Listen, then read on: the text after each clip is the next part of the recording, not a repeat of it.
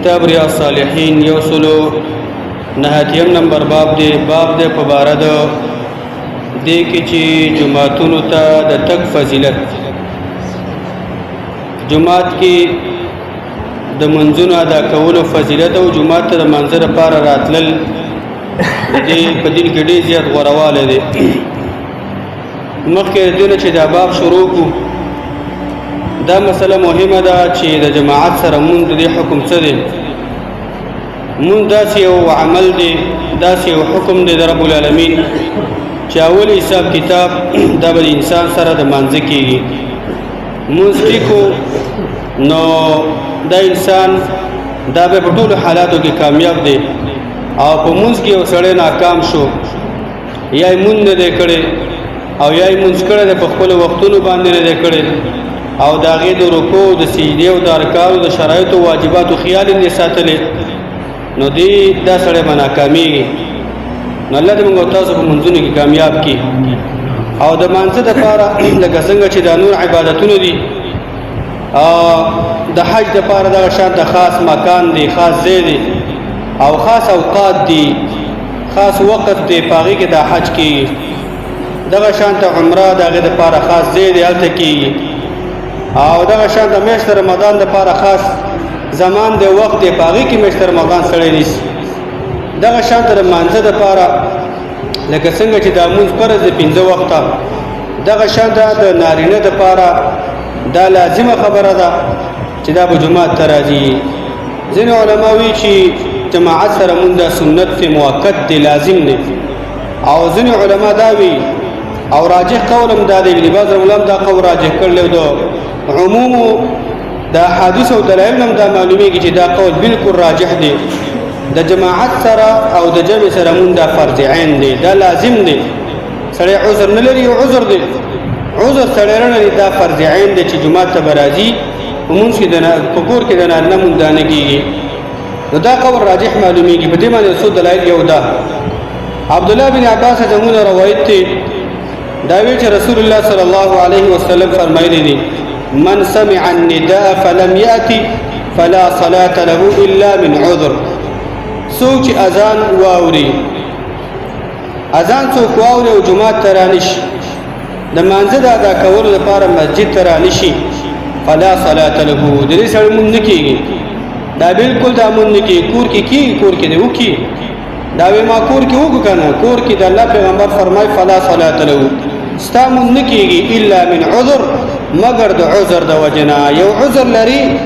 او دا عذر به داسې چې الله ته به معلومي ګوره تا ته به معلومي خلکو له به رنګ نه ورکې خلکو له به سترګې نه تورې چېرې زما دا عذر دی رب ته به معلومي او تا ته به هغه معلومي نو کله چې دا روایت عبدالله بن عباس بیان کړو عبدالله بن عباس چا ویل ما هو العذر عذر څه شی دی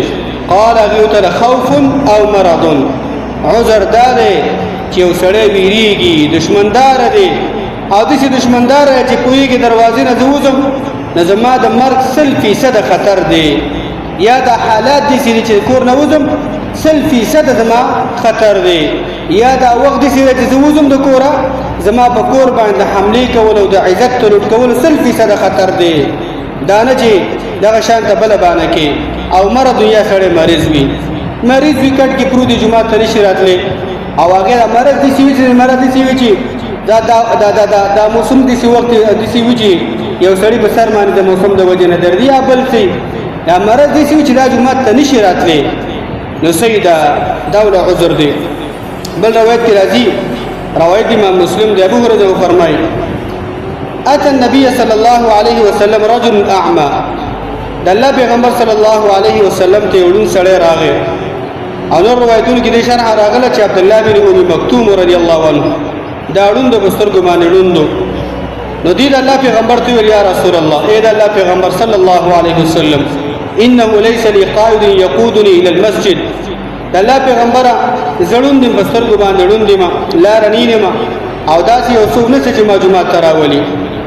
نو د الله پیغمبر نه دا تاسو کو فساد رسول الله صلی الله علیه وسلم یرخص له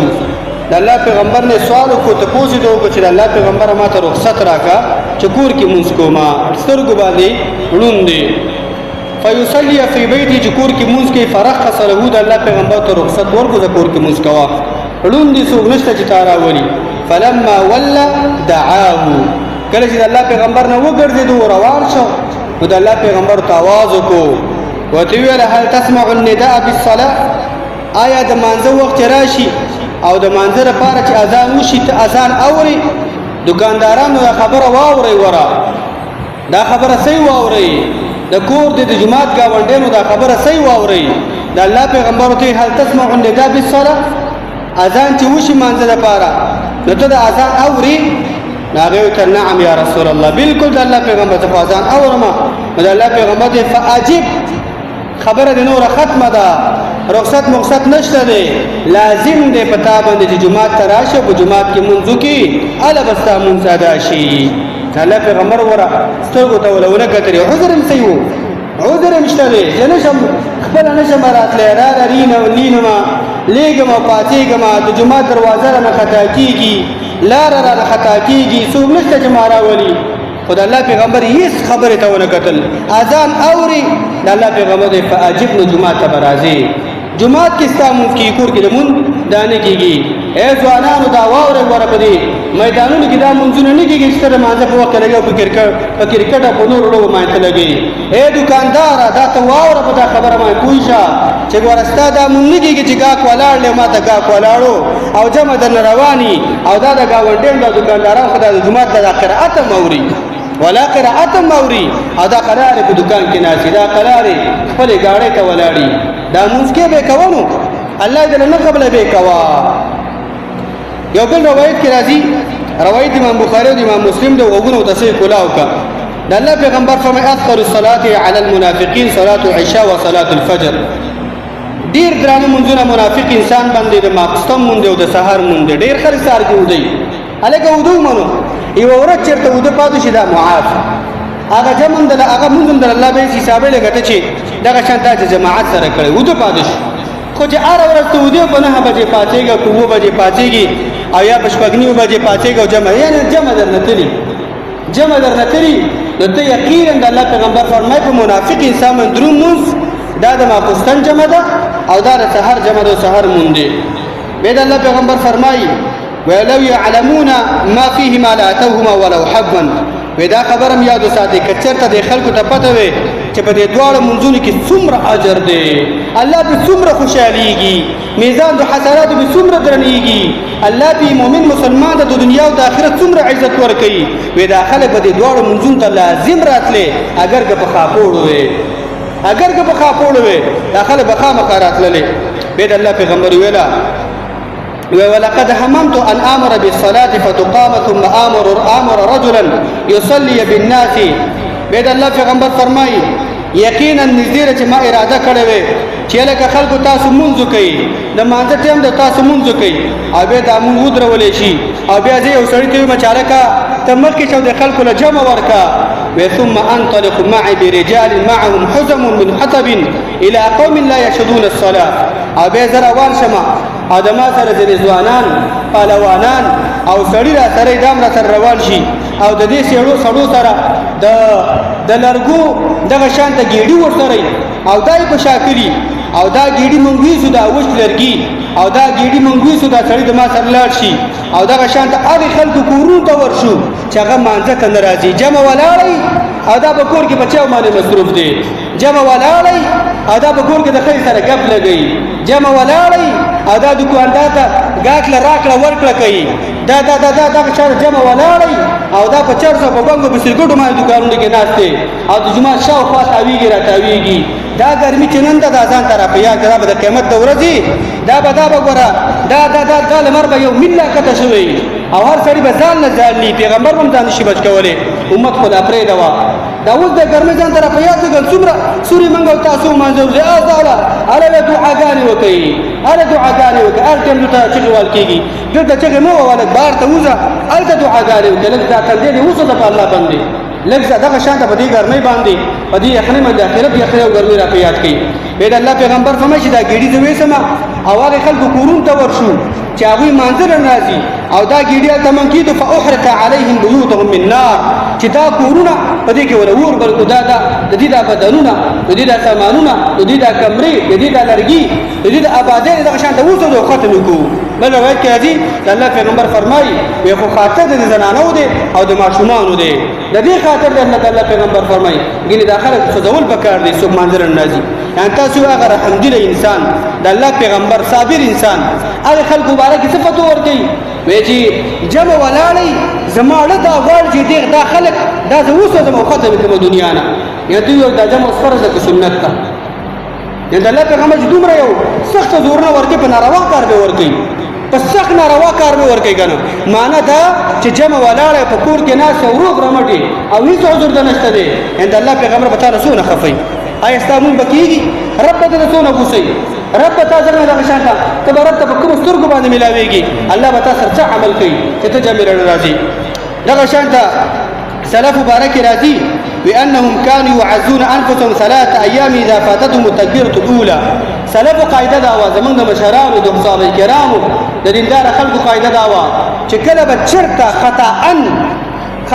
بچرته د غیر تکبیر اوله لاله تکبیر تحریمه بچرالو ودا به دومره خفو چې نور مرګري او صحابه کرامو دیندار خلک بدري ورځ هغه ته ورتل تعزیه به تکولا لکه سره چې په کور کې یو نږدې د لټوټه بچی دی یو چا مړ شوی او سخت تکلیف کې دا به دومره غمجنو نور صحابه کرامو سلف ورتل او دغه دیندار خلک ورتل هغه ته بدري ورځ تعزیه کولا چې لکه خپکیګمو نور مونږ نه راګیر کا غمجن نشي دا نور ته فوت نشي خیر دی الله بخون کې ذات ته الله به ستاسو درجه اوچته کی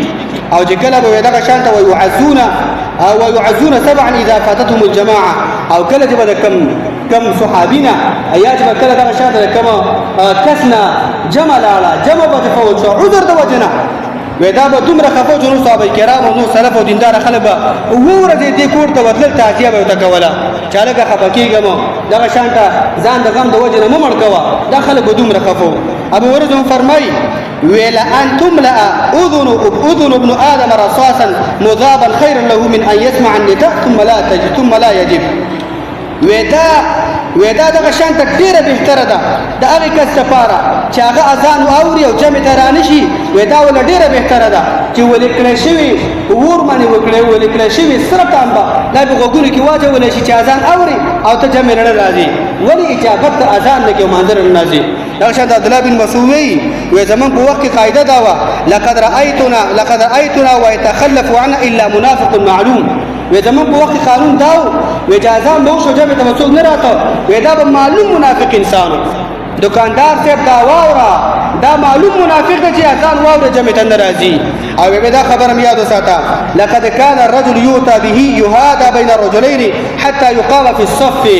وې دې کسان من زمون په وخت موجودو چې دومره به مریضو چې په خپل جمعه ته نشو راتلې په امسا به نشو راتلې د کور انډیوالان د کور خلکو یا نور خلکو به دغه شانته د دې څنګهونو نیولو او د لاسونو نیولو او په ځان به څه کولې او منځله براتل دومره به مریضانو په کټ کې به براتلو خپل به نشو راتلې خدای شان نور دو کسانو بداني ولو او جمع له راوستو